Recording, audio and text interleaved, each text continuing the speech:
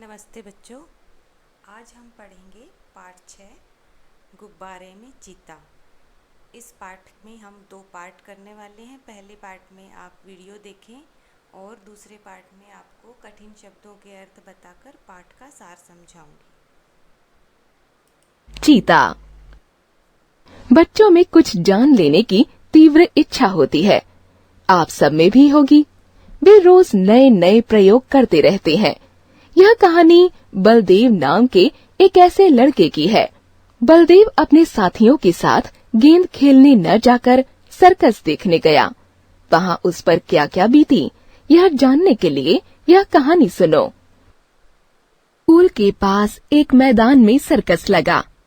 सारे शहर की दीवारों पर उसके विज्ञापन चिपका दिए गए थे। विज्ञापन में तरह तरह के जंगली जानवर अजीब अजीब काम करते दिखाए गए थे। लड़के तमाशा देखने के लिए ललचा रहे थे।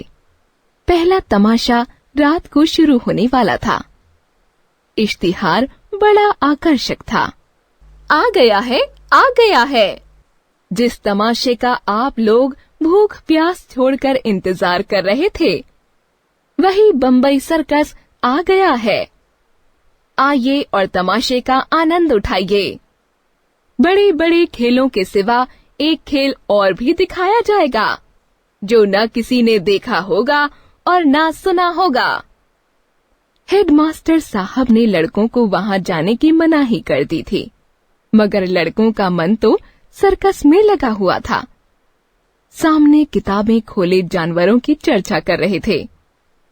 शेर और बकरी एक बर्तन में पानी पिएंगे। इतना बड़ा हाथी पैर गाड़ी पर कैसे बैठेगा? पैर गाड़ी के पहिए बहुत बड़े बड़े होंगे।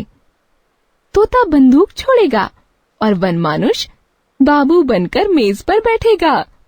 बलदेव सबसे पीछे बैठा हुआ अपने हिसाब की कॉपी पर शेर का चित्र बना रहा था और सोच रहा था कि कल शनिवार नहीं इतवार होता तो कैसा मजा आता। बलदेव ने बड़ी मुश्किल से कुछ पैसे जमा किए थे। मना रहा था कि कब छुट्टी हो और कब भागूं। हेडमास्टर साहब का हुक्म सुनकर वह जामे से बाहर हो गया। छुट्टी होते ही वह बाहर मैदान में निकल आया और लड़कों से बोला, मैं तो जाऊंगा, चाहे कोई छुट्टी दे या ना दे। अन्य लड़के इतने साहसी न थे। कोई उसके साथ जाने पर राजी न हुआ। बलदेव अब अकेला पड़ गया, मगर वह बड़ा जिद्दी था। दिल में जो बात बैठ जाती उसे पूरा करके ही छोड़ता था। शनिवार को अन्य लड़के तो मास्टर जी के साथ गेंद खेलने चले गए। बलदेव चुपके से खिसक कर सर्कस की ओर चला। वहां पहुंचते ही उसने एक आने का टिकट खरीदा और जानवरों को देखने भीतर पहुंचा। वहां जानवरों को देखकर बलदेव मन में बहुत झंझलाया। वह शेर है। मालूम होता है जैसे महीनों से इसे मलेरिया बुखार आ रहा हो। वह भला क्या 20 हाथ ऊंचा उछलेगा। और यह सुंदरवन का बाग है, जैसे किसी ने इसका खून चूस लिया हो। मुर्दे की तरह पड़ा है। वाह रे भालू, यह भालू है या सुअर? और वह भी काना, जैसे मौत के चंगुल से निकल भागा हो। अलबत्ता यह चीता कुछ जानदार है और एक 3 टांग का कुत्ता भी। मन ही मन सोचा, इसकी एक टांग किसने काट ली? दुम कटे कुत्ते तो देखे थे, पैर कटा कुत्ता आज ही देखा। और यह दौड़ेगा कैसे? यह सोचकर बलदेव बड़ी जोर से हंसा। बलदेव को अफसोस हुआ कि गेंद छोड़कर यहाँ ना हकाया। एक आने पैसे भी गए। ऐसे जानवरों को तो मैं सेंत मेंत में भी न देखता। इतने में एक बड़ा भारी गुब्बारा दिखाई दिया। उसके पास एक आदमी खड़ा चिल्ला रहा था, आओ चले आओ, 4 आने में आसमान की सैर करो। अभी बलदेव उसी तरफ देख रहा था कि अचानक शोर सुनकर वह चौंक पड़ा। पीछे फिरकर देखा तो मारे डर के उसका दिल कांप उठा। वही चीता न जाने किस तरह पिंजरे से निकलकर उसकी तरफ दौड़ा चला आ रहा था। बलदेव जान बचाकर भागा। इतने में एक और तमाशा हुआ। उधर से चीता गुब्बारे की तरफ दौड़ा।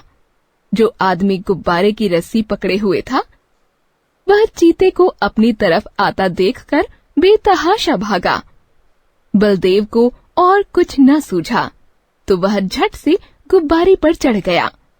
चीता भी शायद उसे पकड़ने के लिए कूदकर गुब्बारे पर जा पहुंचा। गुब्बारे की रस्सी छोड़कर वह आदमी तो पहले ही भाग गया था। वह गुब्बारा उड़ने के लिए बिल्कुल तैयार था।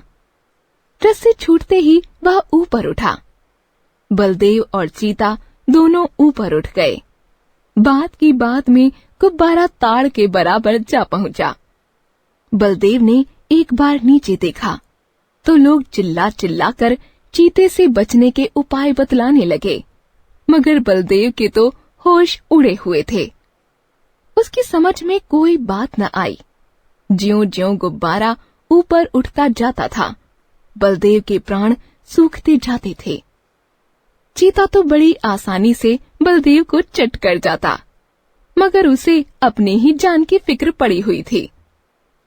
सारा चीतापन भूल गया था।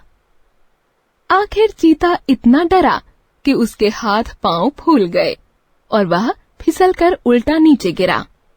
जमीन पर गिरते ही उसकी हड्डी पसली चूर चूर हो गई। अब तक तो बलदेव को चीते का डर था, अब यह फिक्र हुई कि गुब्बारा मुझे कहाँ लिए जाता है। वह एक बार घंटा घर की मीनार पर चढ़ा था। ऊपर से उसे नीचे के आदमी खिलौनों से और घर घरौंदों से लगते थे, मगर इस वक्त वह उससे कई गुना ऊंचा था। एकाएक उसे एक बात याद आ गई। उसने किसी किताब में पढ़ा था कि गुब्बारे का मुंह खोल देने से गैस निकल जाती है और गुब्बारा नीचे उतर आता है, मगर उसे यह न मालूम था कि मुंह बहुत धीरे धीरे खोलना चाहिए। उसने एकदम उसका मुंह खोल दिया और गुब्बारा बड़े वेग से गिरने लगा। जब वह जमीन से थोड़ी ऊंचाई पर आ गया तो उसने नीचे की तरफ देखा। दरिया बह रहा था।